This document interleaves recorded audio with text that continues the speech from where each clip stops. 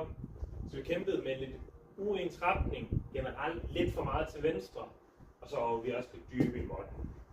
Det vi skulle starte med, det var at ændre en lille bitte smule på sigtet, så du sigtede rigtig meget til højre, og så prøvede du ligesom at lukke kølehovedet lige for ligesom at kompensere for det.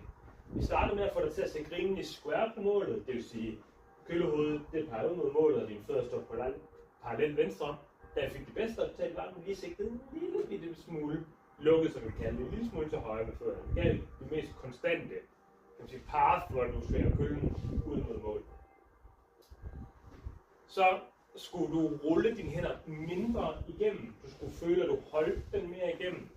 Så du bliver holdt mere igennem sådan her, og mindre rull, for at undgå, at den gik så meget til venstre. Begynd du at se for meget til højre, så kan du godt lave en lille smule mere rull igen. Når jeg siger rull, så er det med hænderne her. Super godt. Så det skulle holdes lidt. Sidste ting, det var kontakt med måtten. Så med jorden. Så du havde en angersvinkel, der så pæn ud, det vil sige, at dit laveste punkt er egentlig foran bolden, men det var for langt nede, og det gør, at du stadigvæk var tidlig i måtten.